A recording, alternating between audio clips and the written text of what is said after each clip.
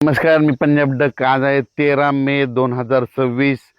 तर राज्यातल्या सर्व शेतकऱ्याला सांगू इच्छितो की राज्यामध्ये आज 13 तारखेला 13 मेला राज्यात बऱ्याच ठिकाणी पश्चिम महाराष्ट्राकडे पावसाला सुरुवात होणार आहे, म्हणून हा अंदाज लक्षात घ्यायचा.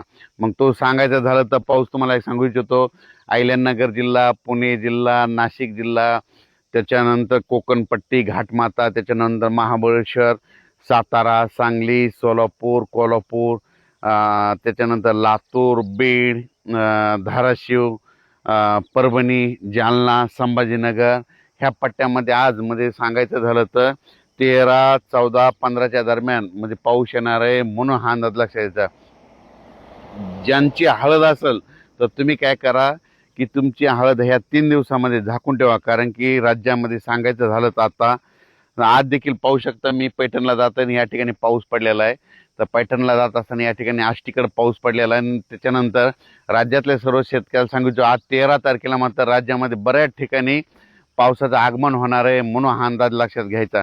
हे पाऊस तुम्हाला सांगू इच्छितो की आजचा पाऊस मग पुण्याकडे पडणार आहे, नाशिककडे देखील आहे, अहिल्यानगर भागात देखील आहे, अकोले, जुन्नर, सिन्नर, त्याच्यानंतर कोकणपट्टीकडे आहे, कोकण घाटमाथ्यावर जरा जास्त पाऊस पडणार आहे. सातारा, सांगली, सोलापूर, कोल्हापूर, पुणे ह्या पट्ट्यात देखील चांगला पाऊस पडणार आहे, म्हणून हा अंदाज लक्षात. आज बऱ्याच ठिकाणी जवळजवळ सांगायचं झालं तर आज 13, 14 आणि 15 तारखेपर्यंत राज्यामध्ये पश्चिम महाराष्ट्राकडे जरा जास्त पावसाचा असणार आहे.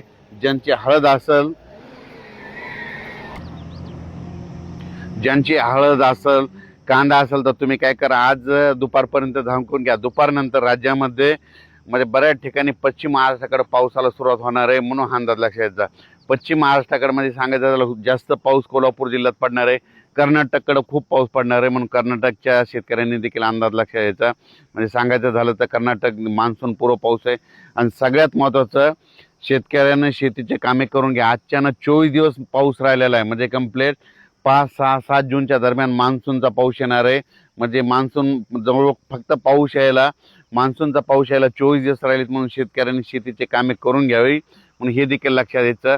ज्यांच्या हळदी असेल समजा पश्चिम महाराष्ट्रातल्या देखील समजा सांगली जिल्हा, सोलापूर जिल्हा, कोल्हापूर जिल्हा, अहिल्यानगर, जुन्नर, सिन्नर, नाशिक, त्याच्यानंतर संभाजीनगर, जालना जिल्हा, परभणी जिल्हा, लातूर जिल्हा, धाराशिव जिल्हा, बीड जिल्हा, ज्यांच्या हळदी काय असेल तर तुम्ही आज काय करा, दुपारनंतर झाकण्याची तयारी ठेवा, कारण की दुपारनंतर राज्यामध्ये बऱ्याच ठिकाणी पाऊस येणार आहे. सर्वदूर नाही पडणार, फक्त विखुरलेल्या स्वरूपाचा हे अवकाळी पाऊस असतो. आणि सगळ्यात महत्त्वाचं 15 मे ते 30 मेच्या दरम्यान ज्या भागात जास्त पाऊस पडला पावसाळ्यात त्या भागात मात्र जास्त पाऊस पडतो. एक सगळ्यात उदाहरण सांगतो. 15 मे ते 30 मे दरम्यान आता ही आष्टी भाग आहे, ह्या आष्टीला पाऊस पडला बघा, इथं हे पाहू शकता. तर येणाऱ्या पावसाळ्यात इथं दररोज पाऊस येणार, आणि जर एखाद्याशी इथं बाजूला एखाद्या गावाला नाही पडला तर येणाऱ्या पावसाळ्यात त्या गावाला सोडून देणार, म्हणून हे लक्षात घ्यायचं. 15 मे ते 30 मे दरम्यान पडलेला पाऊस निर्णायक असतो, म्हणून हे देखील लक्षात घ्यायचं. म्हणून राज्यातल्या सर्व शेतकऱ्यांनी हा अंदाज लक्षात घ्यायचा. पाऊस जवळ आलेला आहे, शेतीचे कामे करून घ्या. फक्त 24 दिवसात पाऊस राहिला आहे, म्हणून हे अंदाज लक्षात घ्यायचा.